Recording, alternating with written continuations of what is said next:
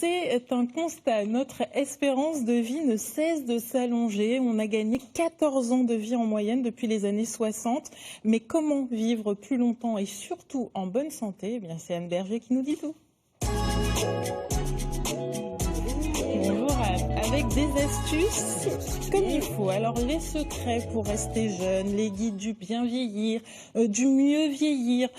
On ne compte plus les ouvrages qui traitent du sujet, ça on est d'accord. Alors qu'est-ce qu'il faut en penser? Ça répond à une vraie demande de notre société, Muriel, tout simplement. Une société où, vous l'avez dit, on vit plus vieux, mais on l'accepte plus ou moins bien. Là où il y avait une espèce de fatalité chez nos anciens, aujourd'hui, c'est une vraie question. Comment mieux vivre plus longtemps? Et on peut se poser la question parce qu'on sait qu'on peut limiter les effets du temps. Oui, faute de pouvoir l'arrêter, ce fameux temps. Ça, on ne peut pas encore. On sait freiner, par contre, les accélérateurs du vieillissement. Même s'il est clair qu'on n'est pas tous égaux.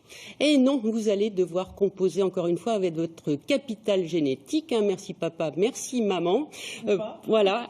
La façon dont on risque, dont on va vieillir dépend pour 30% de nos parents. Ça veut dire que pour les 70% qui restent, quand même, on peut agir, ça va dépendre de notre mode de vie. Donc c'est une bonne nouvelle, on peut agir. On peut essayer, en tout cas, en particulier en fonction des fragilités connues dans la famille, par exemple.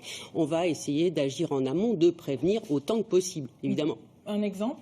Alors, l'ostéoporose, par exemple, cette fragilité osseuse qui, vous le savez, touche particulièrement les femmes à partir d'un certain âge, on sait très bien maintenant en prévenir les effets. C'est la même chose pour le diabète de type 2, qui est dû en grande partie à une alimentation trop riche. Oui, et puis on le dit souvent, l'alimentation est une des clés pour bien vieillir. Oui, on le dit souvent, puis on va le répéter parce que c'est une évidence. Là, on peut vraiment agir, qu'il y ait un terrain familial favorable ou défavorable. On sait par exemple aussi que le régime méditerranéen, qui est riche en fruits et légumes, pauvre en viande et en sucre, réduit les risques de développer par exemple des maladies cardiovasculaires, du diabète, du cholestérol, de l'hypertension et j'en passe. Oui, tout ce qui réduit l'espérance de vie et une bonne vie en bonne santé. Oui, si vous vous alimentez sainement, si vous faites de l'activité physique, on en a parlé et on va le revoir je crois dans le reportage qui suit, vous avez bien sûr toutes les chances de mieux vieillir.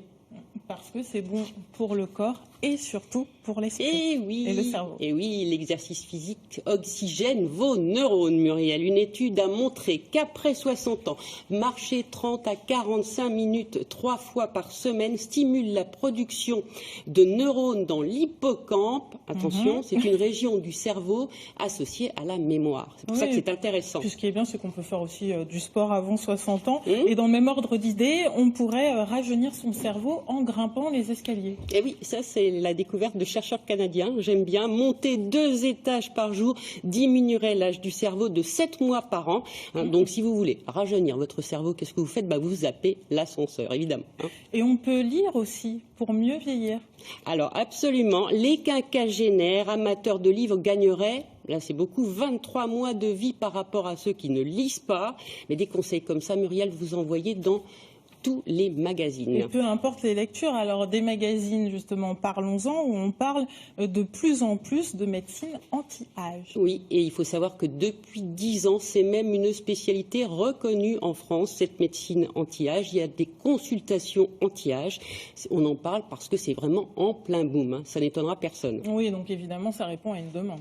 Absolument, dans une société où on veut bien devenir vieux, mais sans les signes du vieillissement. Et ces signes du vieillissement cellulaire, c'est à ces signes que va s'attaquer la médecine anti-âge, comme si on pouvait lutter contre l'âge. Je ne vois pas bien comment. En fait, il s'agit surtout d'une médecine préventive. Prévenir les signes de l'âge, c'est la promesse, on le sait toutes, des crèmes anti-rides. Oui, avant, on vous proposait de rectifier, de soigner l'extérieur, effectivement, avec toutes sortes de crèmes, toutes sortes d'élixirs, avec la chirurgie esthétique. Aujourd'hui, on va essayer de bichonner votre intérieur, Muriel. Du côté nutritionnel et hormonal. Absolument, en particulier en fonction du bilan qu'on va faire. Vous allez ressortir de ces consultations avec des conseils d'hygiène de vie, des conseils nutritionnels ou une prescription d'hormones.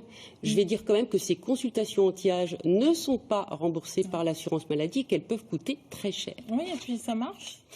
Alors, je ne vous le dirai pas parce que je n'ai pas testé. Tout ce qu'il faut dire, parce que c'est important, c'est qu'on ne joue pas avec les traitements hormonaux, que ce soit pour les hommes comme pour les femmes.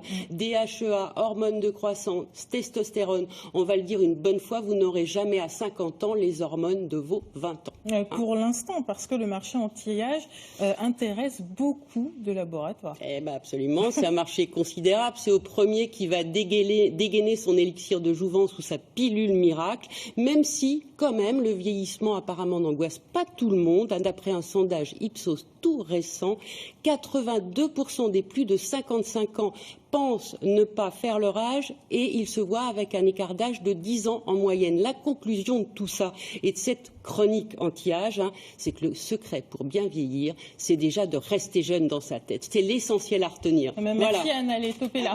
Restons jeunes.